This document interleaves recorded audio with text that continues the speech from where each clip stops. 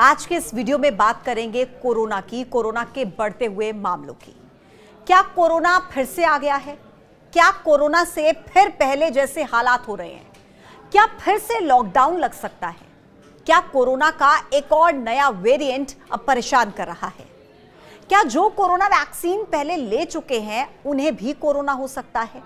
ये सवाल है जो आज हर किसी के मन में है और आज के इस वीडियो में मैं आपको कोरोना से जुड़े आपके हर सवाल का जवाब इस वीडियो में दूंगी। देखिए, ये सच है कि देश में कोरोना के मामले बढ़ रहे हैं और तेजी के साथ बढ़ रहे हैं। पिछले एक हफ्ते की अगर बात की जाए तो देश में कोरोना के 1000 से ज्यादा मामले आ चुके हैं। जो नए मामले आए हैं उनमें सबसे ज्यादा एक्टिव केसेस केरल में हैं, 430 मामले। दूसरे नंबर पर है महाराष्ट्र, जहां पर 209 मामले रिपोर्ट किए गए हैं। तीसरे नंबर पर दिल्ली है, वहां पर 104 मामले मिले हैं। गुजरात में 83 केस, कर्नाटक में 47, उत्तर प्रदेश में 25, बंगाल में 12 केस अभी तक रिपोर्ट हुए हैं। और नोएडा, जो कि दिल्ली से सटा हुआ है, और इसी वजह से नोएडा में भी मामले सामने आ रहे हैं।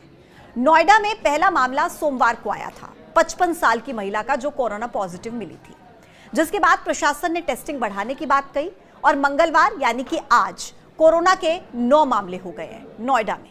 और नोएडा में जिस तरीके से मामले बढ़ रहे हैं, ऐसे में स्वास्थ्य विभाग ने चिंता जताई है कि आने वाले दिनों में मामले और भी ज्यादा तेजी के साथ सामने आ सकते हैं। हालांकि अस्पताल को सरकार की तरफ से पूरी तैयारी के आदेश दिए गए हैं। इसके साथ ही ऑक्सीजन सपोर्ट और जो भी अन्य जरूरी तैयारी होती है वो करने के लिए कह दिया गया है। हालांकि कोरोना की वजह से कुछ लोगों ने अपनी जान भी गंवाई है, जो कि थोड़ी चिंता की बात है। बताया जा रहा है कि 11 लोगों की कोविड की वजह से अभी तक मौत हुई है। स्वास्थ्य मंत्रालय की आधिकारिक वेबसाइट के हिसाब से कोविड-19 की वजह से इस बार महाराष्ट्र में 3 लोगों की मौत हुई है।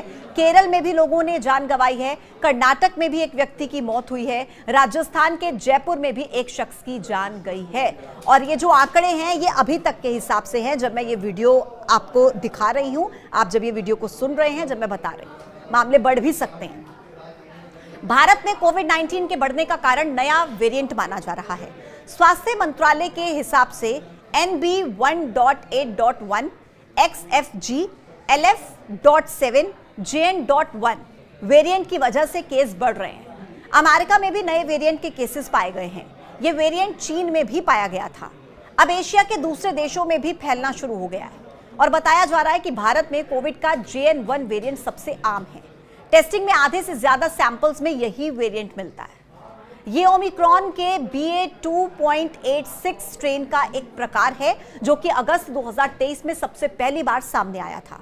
दिसंबर 2023 में WHO यानी कि वर्ल्ड हेल्थ ऑर्गेनाइजेशन ने इसे वेरिएंट ऑफ इंटरेस्ट घोषित किया था।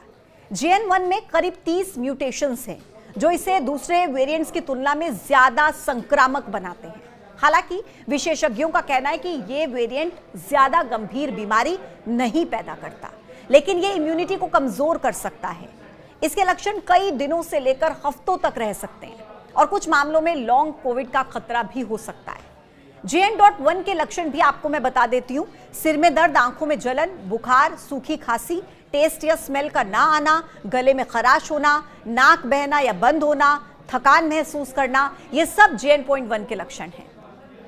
अगर कोई भी ऐसा लक्षण आप महसूस करते हैं तो आपको घबराना नहीं है, लेकिन लापरवाही भी नहीं बरतनी है। आप तुरंत जाइए डॉक्टर के पास, अपनी जांच करवाइए। अब ये सब कुछ सुनकर आपके मन में एक सवाल होगा कि क्या सच में स्थिति इतनी गंभीर हो गई है?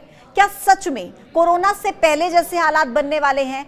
क्या कोरोना फिर से डराने वाला है? तो देखिए, आपको पैनिक करने की जरूरत बिल्कुल नहीं है।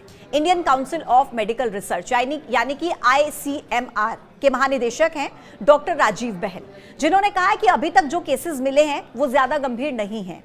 उन्होंने कहा कि भारत में कोविड-19 संक्रमण बढ़ रहा है, लेकिन चिंता की कोई बात नहीं है, क्योंकि ये गंभीर नहीं है। हम इस पर कड़ी नजर बनाए हुए हैं। उन्होंने ये भी आश्वासन दिया कि सरकार सक्रिय रूप से मामलों की निगरानी कर रही है। वर्ल्ड हेल्थ ऑर्गेनाइजेशन यानी कि WHO ने भी इन्हें चिंताजनक नहीं माना है। अब एक सवाल लोगों के मन में और है, वो ये कि जिन्होंने कोरोना की वैक्सीन ले ली है, क्या उन्हें भी दोबारा कोरोना हो सकता है? तो देखिए, कई डॉक्टर्स और एक्सपर्ट्स का यह मानना है कि कोरोना से बचाव के लिए टीकाकरण ही सबसे ज्यादा इफेक्टिव तरीका है, जो आपकी बॉडी में इफेक्टिव एंटीबॉडीज को बनाकर संक्रमण के गंभीर जोखिम से आपको बचाने में मदद करता है। तो जो लोग तीनों वैक्सीनेशन ले चुके हैं उनमें कोरोना से बचाव के लिए पर्याप्त एंटीबॉडीज हैं।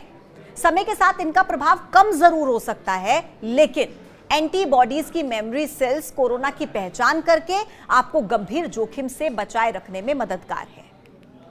तो कुल मिलाकर आपको बिल्कुल पैनिक नहीं करना है, आपको डरना नहीं है। ऐसा नहीं है कि जिन लोगों ने वैक्सीन ले ली है उन्हें कभी संक्रमण नहीं होगा, लेकिन हां, ऐसे लोगों के गंभीर रूप से बीमार होने का खतरा कम हो जाता है। कुल मिलाकर आप और हम सब जानते हैं कि कोरोना से बचने के लिए क्या प्रिकॉशंस हमें लेने हैं, क्योंकि हम सभी ने कोरोना का बहुत बुरा दौर देखा है। इसलिए आप बस उन सावधानियों को बरतिए, स्वस्थ रहिए, अपने आप को स्वस्थ रखिए। जो प्रिकॉशंस लेने चाहिए कोरोना से बचने के लिए वो एक बार फिर से लेने शुरू कर दीजिए।